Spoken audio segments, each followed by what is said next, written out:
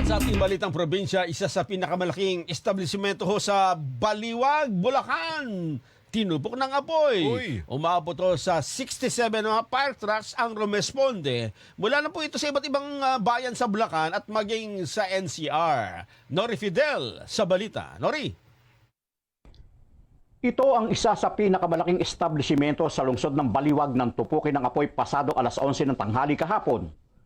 Makaraan ng ilang minuto, kaagad na itinaas sa ikapat na alarma ang sunog dahil sa bilis ng pagkalat ng apoy, sanhi na rin ang sobrang init ng panahon kung saan ng mga oras na iyon ay naitala ang pinakamainit na temperatura na umabot ng 45 degrees centigrade sa lungsod ng Baliwag.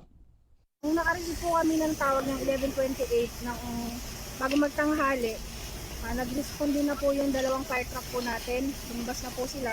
And then, while going to this area po, nakita po namin, thick smoke na po siya talaga. Nagtap po tayo agad ng second alarm. Para po yung mga responding municipalities po natin, makapunta na po sila. And then 11:46 po, nagtap po tayo ng third alarm. And 11:56 po, fourth alarm.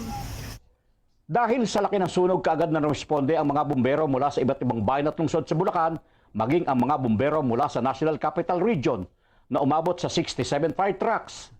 Bagamat patuloy pa ang isinasagawang investigasyon ng Baliwag BFP, posibleng sa electronic section nagmula ang apoy. Po sa mga witness, meron daw po silang narinig dun sa may electronic section.